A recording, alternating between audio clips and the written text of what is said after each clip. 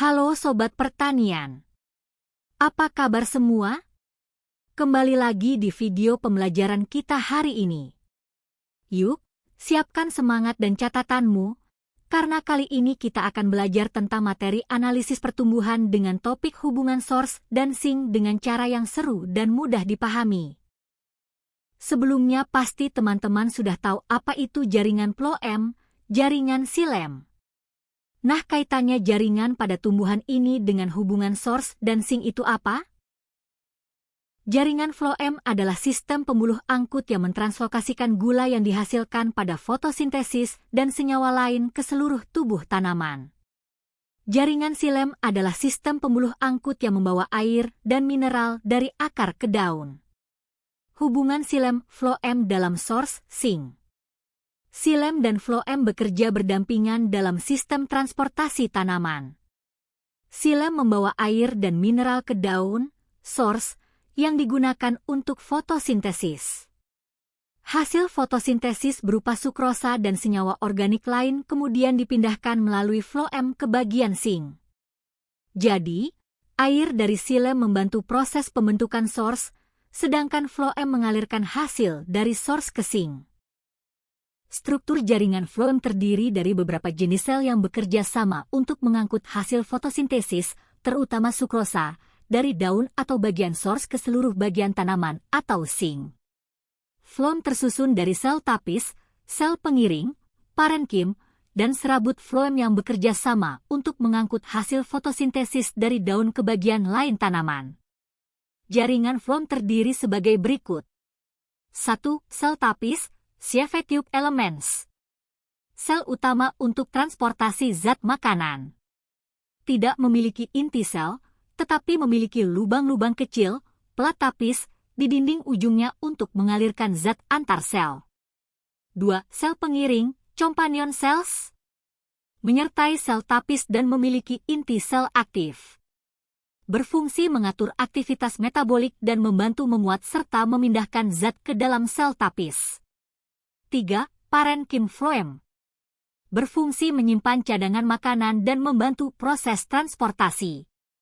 4. Serabut phloem, serat sklerenkim. Memberi kekuatan dan dukungan mekanik pada jaringan phloem.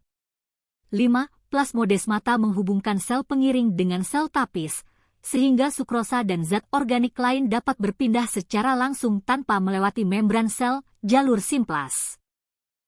Mekanisme source sink di phloem, jalur utama sink source. 1. Loading fotosintat ke phloem.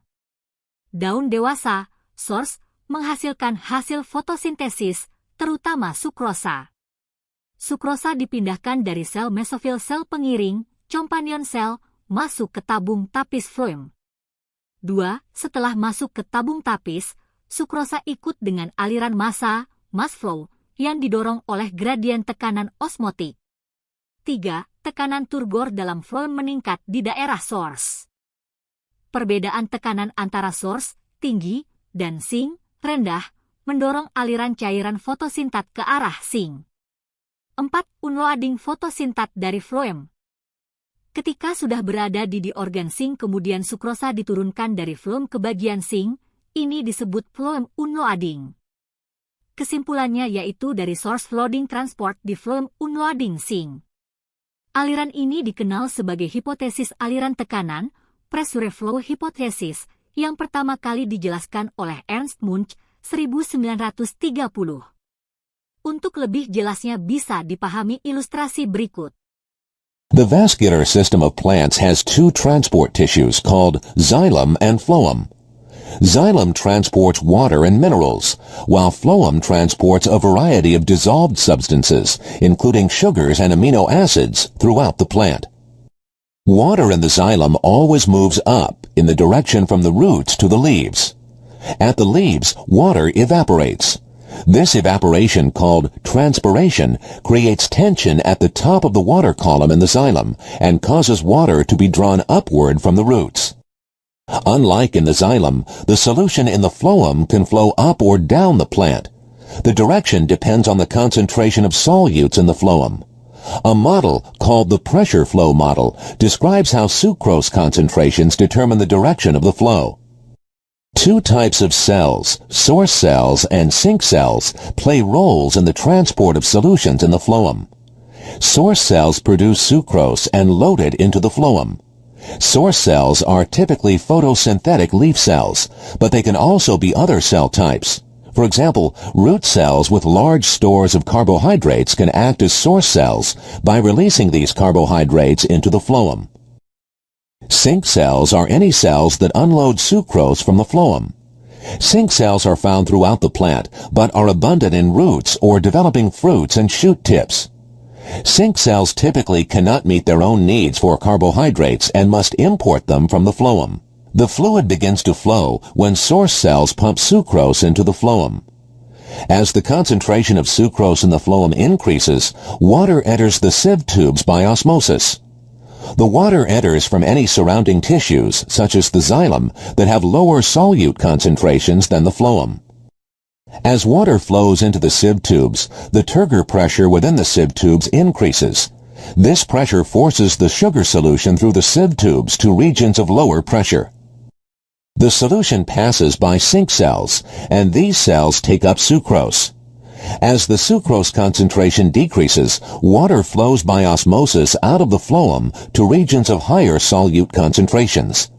The loss of water, in turn, decreases the pressure in the phloem and pulls fluid from other, higher pressure regions of the phloem.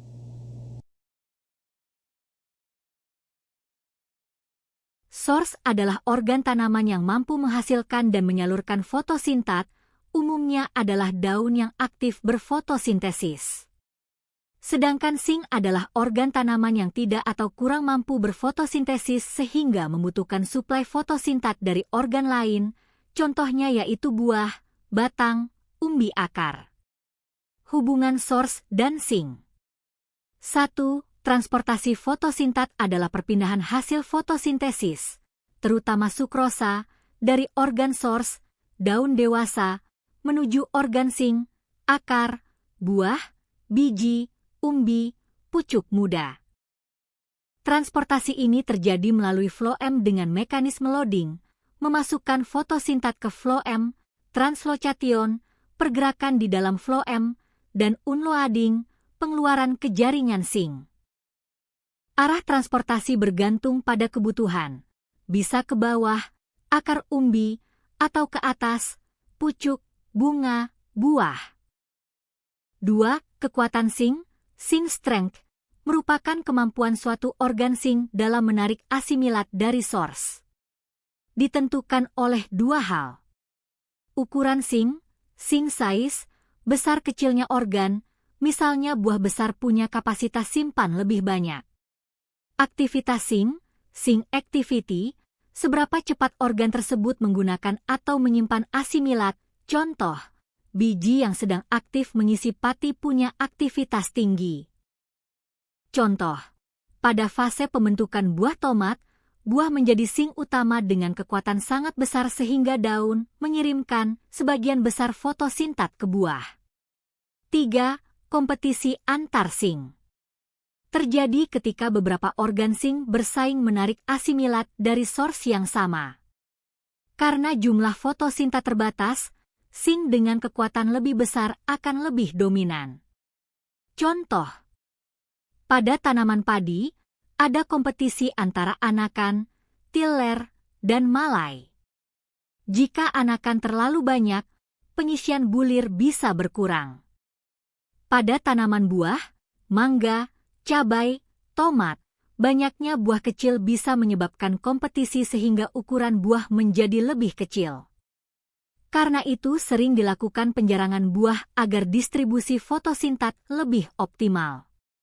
4. Keseimbangan source sink adalah kondisi seimbangnya antara kemampuan organ source, penghasil asimilat, dengan kebutuhan organ sink, pengguna penyimpan asimilat. Tanaman dengan sedikit buah ukuran buah besar, tapi total panen sedikit. Asimilat tidak cukup untuk semua sink pertumbuhan terhambat, buah kecil atau pengisian biji tidak penuh. Contohnya, pada padi dengan malai besar tapi jumlah daun hijau sedikit, pengisian bulir menjadi hampa. Jika seimbang pertumbuhan sehat, hasil optimal. jika tidak seimbang terjadi kelebihan atau kekurangan yang merugikan tanaman. Demikianlah pembelajaran kita pada hari ini. Semoga materi yang telah disampaikan dapat menambah wawasan dan pemahaman kita semua. Sampai jumpa pada pembelajaran berikutnya.